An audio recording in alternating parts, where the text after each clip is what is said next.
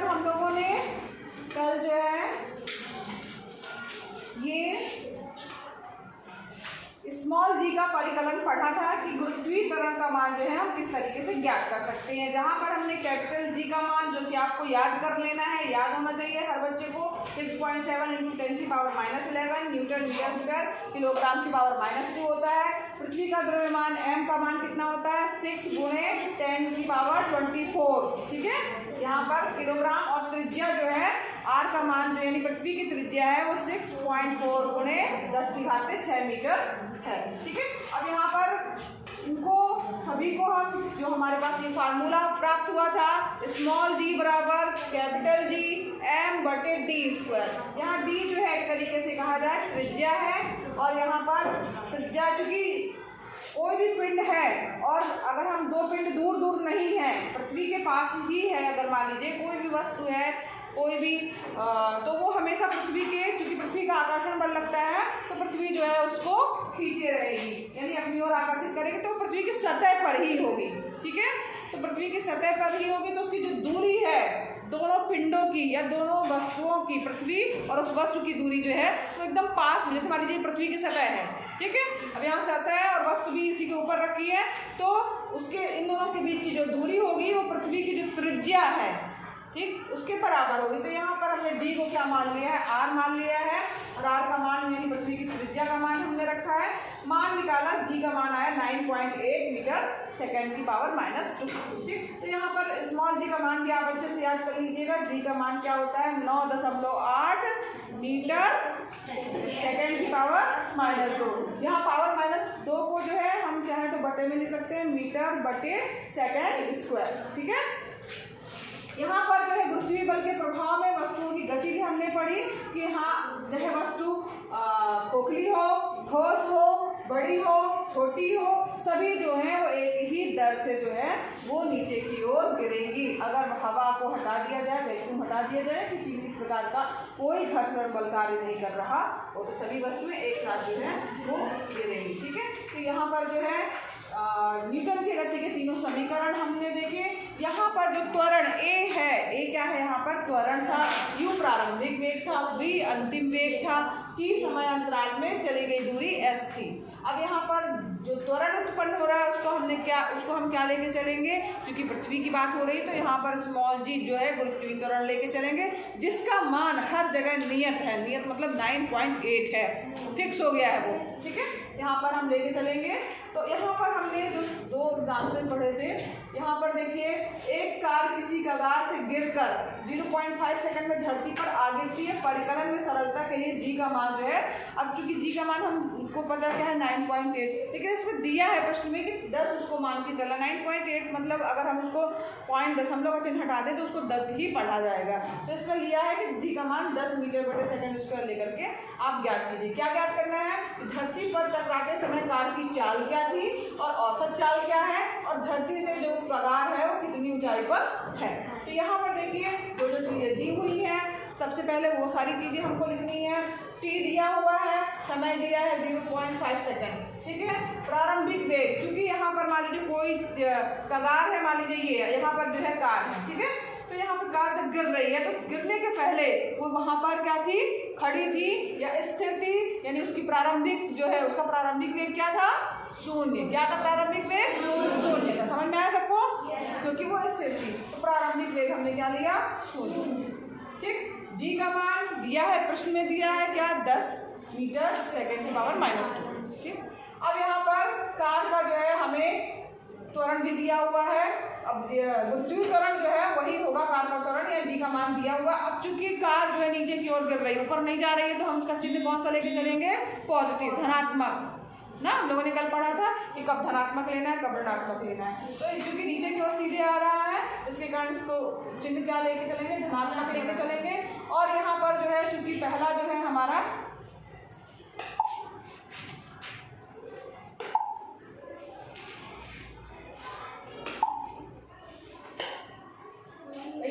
लिखना है, तो किससे लिखेंगे, इससे लिखना है, इससे, हाँ इससे लिखना है, ड्रॉ ऑन स्क्रीन, ठीक है। अब यहाँ देखिए जो पहला नियम है v बराबर u प्लस AT। ठीक है, ये है ना न्यूटन की गति का पहला नियम। नियम नहीं सॉरी समीकरण। ठीक, अब यहाँ पर हमें u का मान क्या हमारे पास में है 0। ठीक, a का मान यानी गुरुत्वीय त्वरण जो है हमने ले लिया है वो है हमारा 10 जो कि दिया है, और t भी दिया गया है 0.5। ठीक, अब इसको हल किया गया है 10 गुणे 0.5 करेंगे तो 5 आएगा, 5 0 आएगा, यहाँ दशमलव यहाँ लग जाएगा। समझ में आ रहा है सबको? ठीक, तो यहाँ पर इसका मान क्या हो गया 5 मीटर बटे सेकेंड। ठीक, या तो मीटर सेकेंड की पावर -1। यहाँ तक सबको समझ में आया? ये वाला स्टेप ये कैसे आ गया, v बराबर u प्लस AT। u प्रारंभिक वेग है जो कि 0 दिया गया है, इस तरीके से हमने इसको लिख लिया। अब आगे बढ़े। यहाँ पर हमारे पास में क्या प्राप्त हो गई, v का मान यानी जो है v प्राप्त हो गई, यानी अंतिम वेग हो गया या उसकी जो है वो चाल प्राप्त हो गई। अब यहाँ पर दूसरा चीज क्या पूछा है वो भी हम देखते हैं।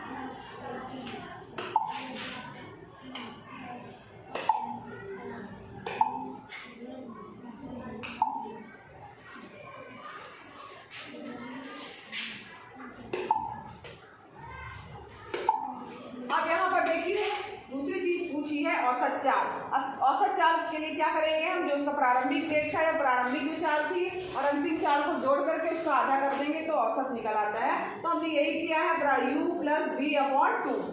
ठीक है, आधा कर देंगे क्योंकि दो चीजें दी हुई है इसलिए हम बटे 2 करेंगे। अगर 3 कोई चीज दी होती है तो उसके बटे में 3 किया जाता है अगर किसी चीज का औसत निकालना है तो यहाँ पर 2 हमने बटे में किया। 0 u का मान 0 है, v का मान 5 अभी अभी किया है हम लोग, हल किया है तो 5 आया था, और बटे 2, 5 में 2 का भाग करेंगे तो 2.5 आ जाएगा। समझ में आ गया? 5 का आधा करेंगे तो कितना आएगा, 2.5 ना, 2.5 लिखा है 2.5।